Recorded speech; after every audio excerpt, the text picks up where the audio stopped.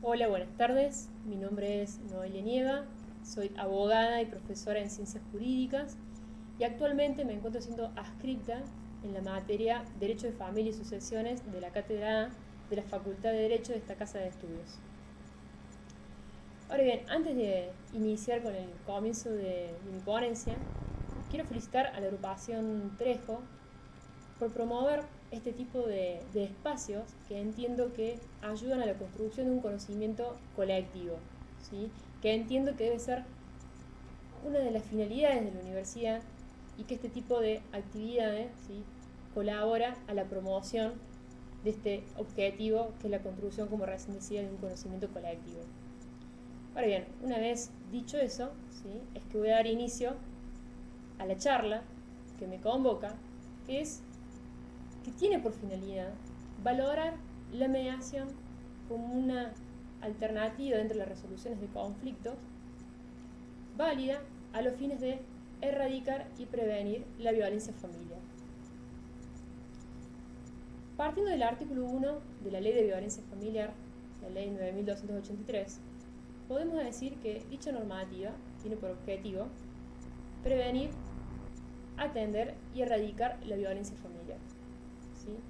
En virtud de eso es que entiendo que partiendo de la base de que la problemática de la violencia familiar es una problemática social compleja, ¿sí?, es necesario también mecanismos de abordaje complejo, ¿sí? Por lo tanto, promover, ¿sí?, medidas que tengan por finalidad resolver el conflicto de la violencia familiar de fondo, ¿sí?, de tal modo que se pueda de manera efectiva erradicar y evitar que dentro de un grupo familiar se vuelvan a producir nuevas situaciones de violencia.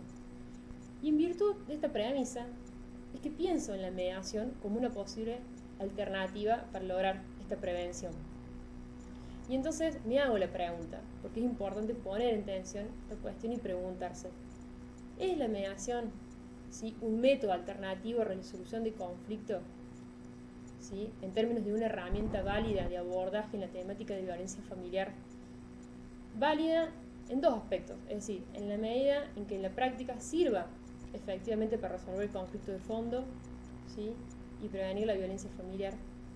Y válida también desde una perspectiva normativa, es decir, que el ejercicio de la mediación dentro de los conflictos de violencia familiar no se contraponga con ninguna norma ni principio que regula ni el Instituto de la Violencia Familiar ni el Instituto de la Mediación. Ahora bien, para intentar dar respuesta a esta pregunta, es que voy a utilizar un abordaje multidimensional del derecho, y esto creo que es importante destacarlo y recalcarlo. ¿De qué hablamos cuando hablamos de un abordaje multidisciplinar del derecho? Es aquel abordaje que tiene por finalidad no solamente poner el foco en la faz normativa, sino también en todas aquellas relaciones que establece la norma en virtud de sus otras dimensiones, es decir, su relación con la cultura, su relación con la sociedad, su relación con las relaciones humanas y por lo tanto también su relación con el derecho. Es decir, bajo esta mirada multidimensional es que vamos a intentar responder la pregunta que inicialmente planteamos.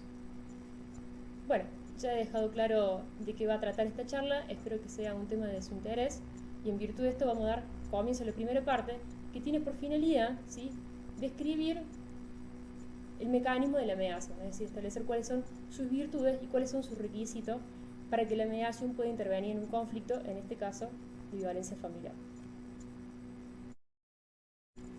Como dijimos, ahora pasaremos a desarrollar qué es la mediación, pero previo a eso, es importante decir que a los fines de resolver las disputas jurídicas existen dos mecanismos de resolución.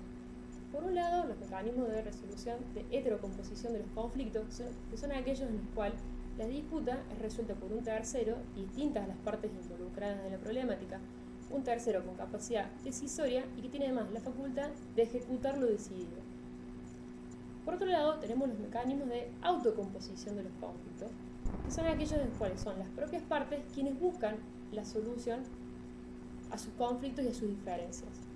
En ellas, si bien encontramos la participación de un tercero, este tercero tiene influencia limitada, ya que su única finalidad es poder guiar a las partes, ¿sí?, ayudar a que éstas, a través de un diálogo recíproco, puedan ellas mismas dar la solución, ¿sí?, a partir de un acuerdo a sus conflictos. Podemos decir entonces que la mediación, ¿sí? La mediación se encuentra dentro de este segundo grupo, es decir, el grupo de mecanismos de autocomposición. ¿Y qué es lo que caracteriza la mediación? Y para eso me voy a permitir leer. La mediación, podemos decir que es aquel procedimiento en donde las partes son ayudadas por un tercero neutral a distanciar sus discrepancias para llegar ellas mismas a una decisión final, buscando una solución de recíproca satisfacción y arribando a un acuerdo a través de una buena comunicación.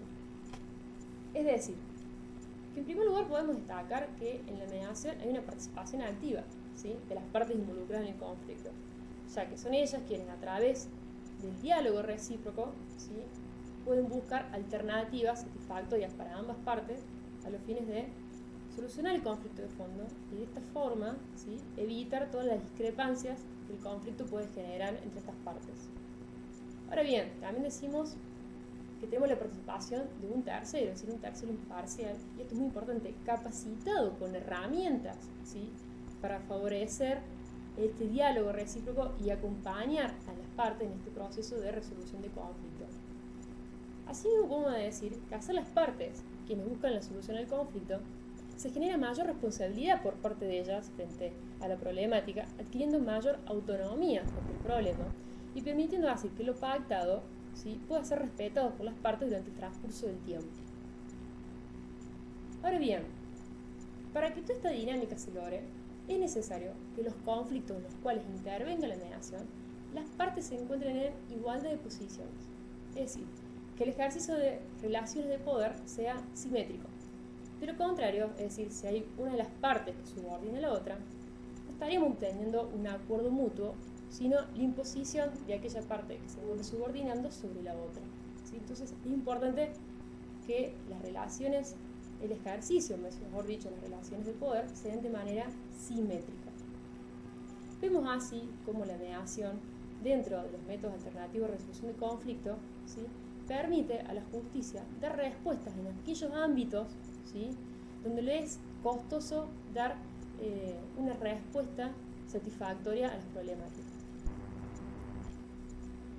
Ahora bien, una vez que ya pudimos individualizar qué es la mediación, cuáles son algunas de sus características y cuál es uno de sus requisitos importantes a los fines de esta charla, que es la simetría en las relaciones de poder, vamos a pasar así a otra parte de la charla que tiene por finalidad individualizar de qué hablamos cuando hablamos de violencia familiar.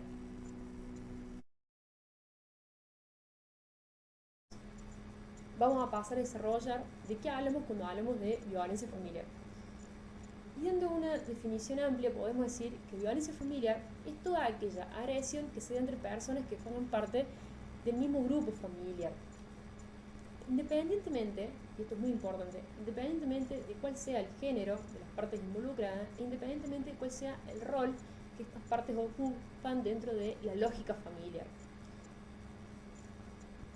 Es importante, ¿sí?, es importante entender que si bien vamos a establecer una categoría genérica de violencia familiar, dentro de este concepto encontramos dos tipos que vamos a diferenciar a los fines pedagógicos de poder dar desarrollo a esta charla. Dentro del grupo amplio de violencia familiar vamos a distinguir los grupos de violencia familiar propiamente dichos y los grupos de violencia familiar en contexto de género, ¿sí? Ya vamos a explicar qué significa cada uno de estos subgrupos dentro del género violencia familiar. Podemos decir que dentro de los grupos de violencia familiar en sentido puro son aquellos, como recién explicaba, aquellos en los cuales se ejercen situaciones de agresión entre partes que forman parte del mismo grupo familiar, es decir, la agresión que se ejerce en contra de los niños, niñas de una familia, en contra de ancianos o ancianas, en contra de alguna persona que tenga algún tipo de discapacidad dentro del grupo familiar, siempre destacando que es independiente de cuál es el género, ¿sí?, de las partes que forman parte del conflicto, ya sea víctima o agresor. Ahora bien, dijimos que hay otro subgrupo que es de violencia familiar en contexto de género.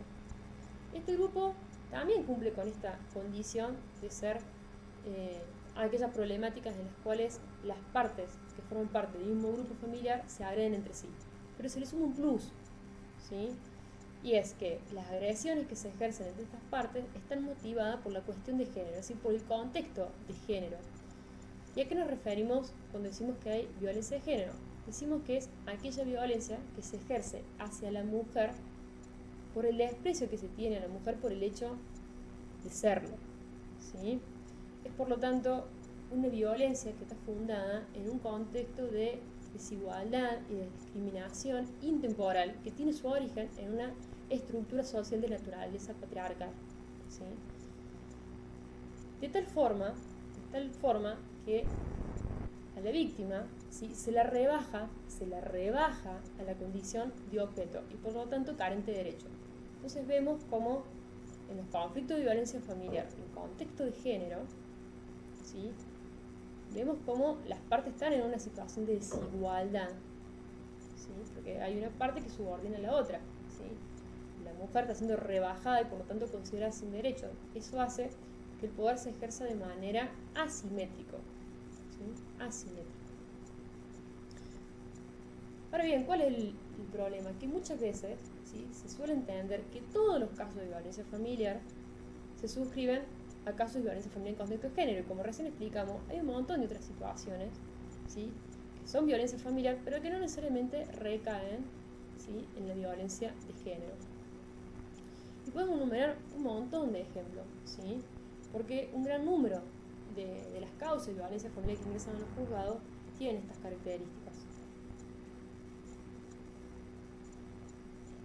Ahora bien, una vez que hemos podido individualizar qué es la violencia familiar en sentido amplio, qué es la violencia familiar en sentido estricto y qué es la violencia familiar en contexto de género, ¿sí?, vamos a pasar a individualizar de qué forma, ¿sí?, en los conflictos de violencia se puede ejercer la agresión, ¿sí?, se puede ejercer la violencia. Y en virtud de esto, ¿sí?, según las características que presentan la forma de ejercer la violencia, es decir, si la violencia se ejerce de manera simétrica o asimétrica, ¿sí?, vamos a ver si en este tipo de conflictos, ¿sí?, la mediación es posible que pueda mediar, y en virtud de ello, cuando estos tipos de conflictos se dan en determinados supuestos de violencia familiar. Bueno, ahora avanzamos a la tercera parte de esta charla. Vamos a hacer un poco de recorrido de lo que ya estuvimos viendo. En primer lugar, explicamos qué era la mediación, es decir, cuáles eran sus características y cuál era el requisito en relación a la posición que tenían que tener las partes en un conflicto para que la mediación pudiera ser entendida como una alternativa válida. Una vez que analizamos eso, por otro lado analizamos de qué hablamos de violencia familiar, ¿sí?, y qué subtipos podemos encontrar dentro del grupo amplio de violencia familiar. Una vez que hemos analizado esto primero y esto segundo, vamos a pasar a una tercera parte en la cual vamos a tratar de individualizar cómo es que se puede llegar a ejercer la agresión en los conflictos de violencia. Y para esto, retomando la idea de que estamos haciendo un abordaje multidimensional del derecho, es que vamos a utilizar un aporte de la psicología sistemática, ¿sí?, que es aquella que tiene por finalidad estudiar de manera exhaustiva la comunicación y la relación que existe entre los miembros de un mismo grupo, entendiendo a la lógica de las interacciones que se dan entre ellos dentro de la lógica sistémica. Este aporte de la psicología entonces nos dice que hay dos formas de ejercer la violencia de agresión y la violencia castigo, ¿sí? La violencia agresión, ¿sí?, es aquella en la cual las partes en el conflicto ejercen la violencia, pero desde una posición simétrica, es decir, la violencia se ejerce de manera bidireccional, no hay una parte que se encuentra subordinada por la otra, ¿sí?, a diferencia de la violencia castigo, que es aquella en la cual las relaciones de poder se dan de manera unidimensional y asimétrica, es decir, que hay una parte, ¿sí?, que ejerce la violencia que subordina a la otra, es decir, víctima de esta violencia.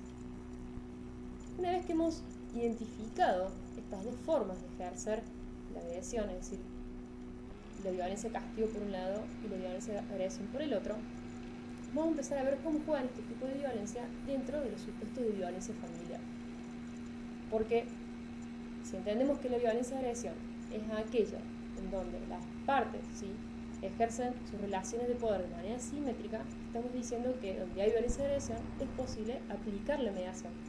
Porque dijimos justamente que la mediación requería, ¿sí?, como uno de sus requisitos, de la redundancia, que las partes se encuentren en igualdad de situación ante el conflicto, ¿sí? Es decir, que se cumple con las categorías que exige la violencia de agresión. Ahora bien, en el caso de violencia de castigo, como dijimos que las partes ejercen las relaciones de poder de manera asimétrica, ¿sí?, no se estarían dando las condiciones y por lo tanto la mediación no puede ser ejercida en este tipo de conflicto, ¿sí?, en los casos de conflictos donde se ejerce una violencia de castigo. Retomamos los conceptos que habíamos planteado de violencia familiar, ¿sí? Dijimos que dentro del grupo de violencia familiar íbamos a definir al final de esta charla dos subgrupos, ¿sí?, los casos de violencia familiar propiamente dicho y los casos de violencia familiar en contexto de género. Si ustedes recuerdan, cuando hablamos de la violencia de género, ¿sí?, dijimos que es aquella en la cual se rebaja la condición de la mujer entendiéndola como un sujeto sin derecho, ¿sí?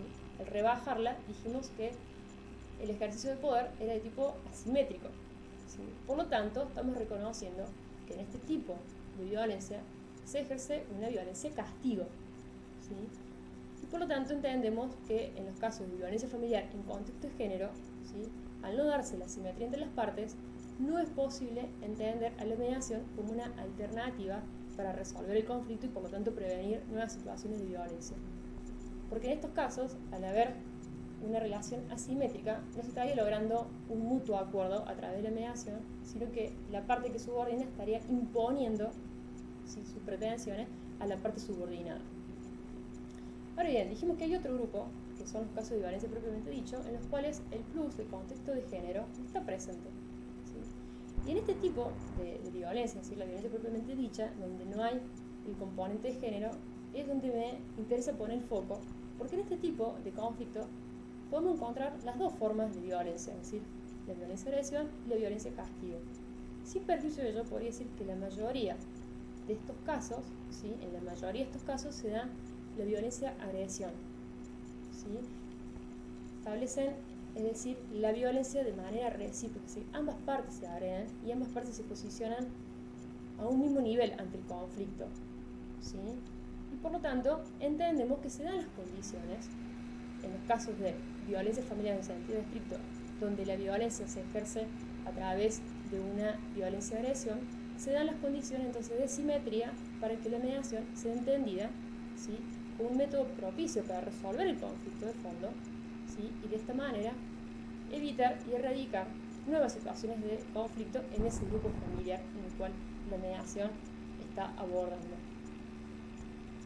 Ahora bien, es importante, ¿sí?, es importante valorar esta visión desde la norma, ¿sí?, porque dijimos que íbamos a hacer una valoración de la mediación desde el punto de vista normativo y desde el punto de vista práctico. Con relación a la norma, podemos hacer referencia de que la ley que regula la mediación en Córdoba, ¿sí?, en su artículo 6, inciso 11, excluye de la aplicación de la mediación las causas de género. Es decir, el legislador, ¿sí?, a la hora de legislar, toma esta idea de que en las causas de violencia de género hay una asimetría y que por lo tanto la mediación queda excluida, ¿sí?, de este tipo de conflictos. Ahora bien, la ley que regula la mediación nada dice con relación a los casos de violencia familiar, ¿sí?, solamente refiere a los casos de violencia de género. Por lo tanto, como una consecuencia lógica, ¿sí?, podríamos decir que los casos de violencia familiar donde está el plus de género, bueno, quedan excluidos de la mediación. Ahora, no tenemos ningún impedimento normativo que nos diga que los casos de violencia familiar propiamente dichos, donde no hay un elemento de género, ¿sí?, y donde la agresión se ejerce a través de una violencia-agresión, nada dice la ley que quede excluida la mediación en este tipo de casos, ¿sí? ¿Cuáles serían estos casos?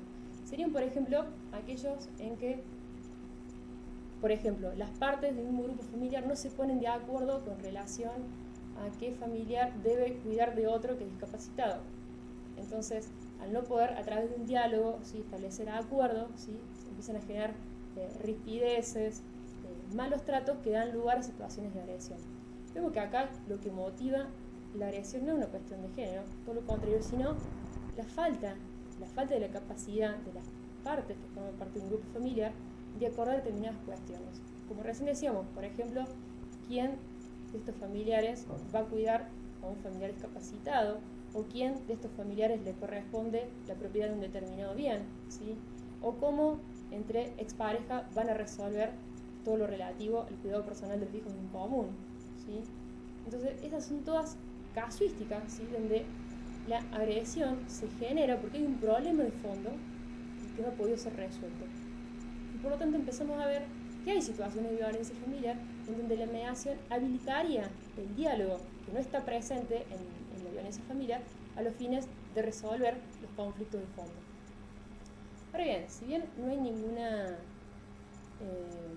expresión normativa que excluya la violencia familiar, bueno, podemos decir que se ponen en tensiones ¿sí? algunos principios ¿sí? que regulan la mediación o que regulan la violencia familiar. Y entre estos principios podemos mencionar, por ejemplo, el principio de la no revictimización, ¿sí? El principio de la no revictimización de las víctimas de violencia familiar. ¿Sí? La revictimización que le genera a las partes ¿sí? encontrarse en una misma audiencia con el agresor. Como dice la ley, bueno, esta situación en donde quien es víctima se encuentra en un mismo espacio con el agresor, hay que evitarlo, porque de lo contrario estaría revictimizando a la víctima. Ahora bien, este principio va de la mano con un principio de la mediación, que es la voluntariedad de las partes a someterse a una mesa de mediación. Entonces, para combinar ambos principios, ¿sí? podríamos decir que el juez, previo, mejor dicho, a disponer de que las partes sometan a una mesa de mediación, bueno, tendría que consultarle ¿sí? a las partes del conflicto si es que están dispuestas a establecer el diálogo en una mesa de mediación. Y en el caso que éstas prestan consentimiento, bueno, no solamente se estarían sometiendo de manera voluntaria a dar lugar a un mutuo acuerdo, sino que como van de manera voluntaria, claramente no estamos ante una situación de revictimización. Otro de los principios que se pueden poner en jaque ¿sí?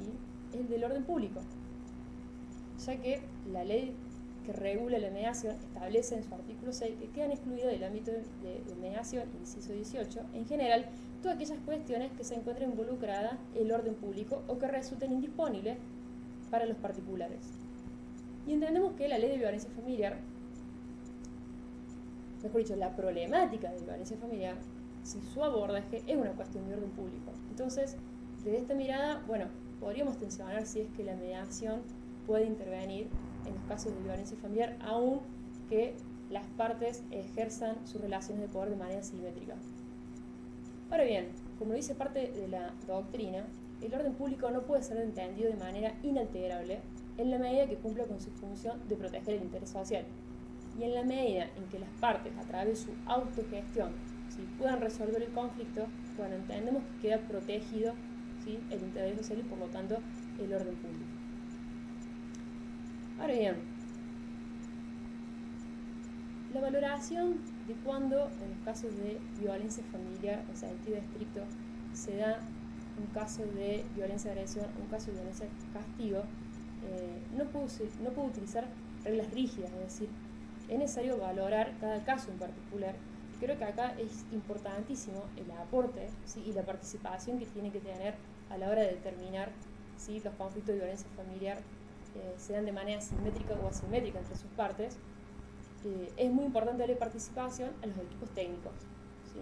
que son aquel organismo de la justicia ¿sí? que colabora a partir de la intervención de personas profesionales, mejor dicho, dedicados a la psicología, a la asistencia social, que son ellos quienes van a tener mayores herramientas incluso que el juez, ¿sí? para valorar cuestiones relacionadas de la manera en que las partes que forman parte del conflicto de violencia familiar se vinculan entre sí. Entonces creo que el aporte de ellos es esencial para poder determinar ¿sí? cuándo un caso de violencia familiar es propicio para que intervenga la mediación y cuándo no. Ahora bien, una vez que ya pudimos hacer una valoración ¿sí? de cómo juegan los principios normativos y los principios que regulan la mediación y la violencia familiar, dijimos que vamos a hacer una valoración también desde el punto de vista práctico, ¿sí? Y para ello debemos pensar cuáles son las medidas que generalmente los jueces disponen a la hora de prevenir, ¿sí?, las situaciones de violencia familiar, en los casos incluso en que esta violencia se ejerce de manera simétrica entre las partes. La mayoría de las medidas que se disponen son medidas de prohibición y restricción de acercamiento y comunicación entre las partes, ¿sí? Medidas cuyo objetivo es totalmente contrario al de la mediación, ¿sí? Como decíamos, el de la mediación tiene por finalidad que las partes logren un diálogo recíproco y a partir de ese diálogo puedan resolver sus conflictos. Bueno, las medidas de prohibición y restricción, todo lo contrario, impiden que las partes, ¿sí?, puedan establecer un diálogo y resolver sus problemas. Y se entiende que en algunos casos es necesario a los fines de que no aumente la escala del conflicto, ¿sí?, que las partes no se comuniquen, no tengan contacto, sirve para, por lo menos por un periodo de tiempo, evitar situaciones de conflicto. Pero el problema de fondo, que es lo que intenta resolver la mediación, va a seguir vigente. Entonces, apenas caiga la medida, corremos el riesgo de nuevamente se vuelvan a cometer situaciones de agresiones, ¿sí? En cambio, la mediación, a la hora de promover el diálogo, ¿sí?, intenta todo lo contrario, intenta que el problema se resuelva y de esa forma erradicar y evitar nuevas situaciones de conflicto. Es así entonces, ¿cómo podemos ver que la mediación, entendida como un método alternativo de resolución de conflicto, ¿sí?, lo entendemos propicio, y así ya lo decimos en términos de formación, entendemos propicio a los fines de prevenir nuevas situaciones de conflicto en un grupo familiar que está sufriendo la violencia familiar, ¿sí?, principalmente en aquellos conflictos en los cuales las partes ejercen agresión de manera simétrica y por lo tanto, ¿sí?, la mediación puede servir como un método de abordaje para, resolviendo el conflicto de fondo, prevenir nuevas situaciones de conflicto. Bien, estamos llegando al final de esta ponencia y por lo tanto a sus conclusiones. Como ya lo hemos mencionado, ¿sí?, la Ley de Violencia Familiar, en su artículo 1, ¿sí?, manifiesta que tiene tres grandes objetivos, que es prevenir, atender y erradicar el maltrato familiar. Durante el transcurso de esta charla, ¿sí?, he intentado demostrar cómo es que la mediación, gracias a sus virtudes, puede cumplir satisfactoriamente con cada una de estas finalidades, en aquellos casos donde las partes ejerzan entre sí una violencia-agresión, dando lugar así a una autocomposición de la problemática. ¿Cuál es la columna vertebral, ¿sí?, de esta autocomposición de la problemática? Nada más y nada menos que el acuerdo entre las partes, ¿sí? ¿Y por qué? Porque este acuerdo es justamente el que permite cumplir con las finalidades que recién mencioné. Es decir, previene en la medida que busca, a través de un acuerdo, evitar que aumente la escala del conflicto. A su vez, atiende la problemática de la violencia familiar, ya que intenta llegar a la causa fuente del conflicto familiar. Y a su vez, permite erradicar la violencia, no solo porque la previene y la atiende, sino también porque tiene como objetivo que las partes ejerciten la autonomía y la emancipación ante el conflicto, evitando de esta manera el miedo, el silencio reiterado y el dominio de una de las partes sobre la otra, ¿sí?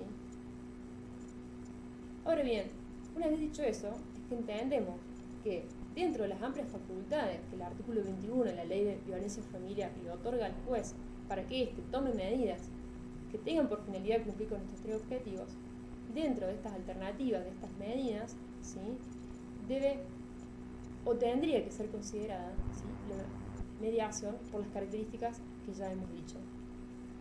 Y de esta forma poder resolver el conflicto de fondo, escuchando, ¿sí?, cuáles son las necesidades de las partes y habilitando el diálogo, ya que muchas veces la violencia, ¿sí?, es la forma de expresar aquello que no se dice, que la mediación tiene por finalidad poner en la mesa de diálogo, permitiendo que las partes salgan de sus posiciones originales y empiecen a poner en juego cuáles son sus reales intereses, que son los que realmente van a poder, ¿sí?, resolver el conflicto de fondo y erradicar nuevas situaciones de violencia.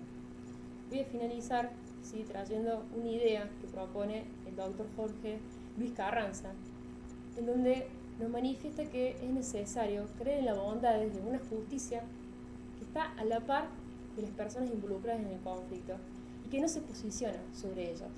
Es decir, nos estamos refiriendo a una justicia de acompañamiento que razona con los involucrados en busca de instancias superadoras.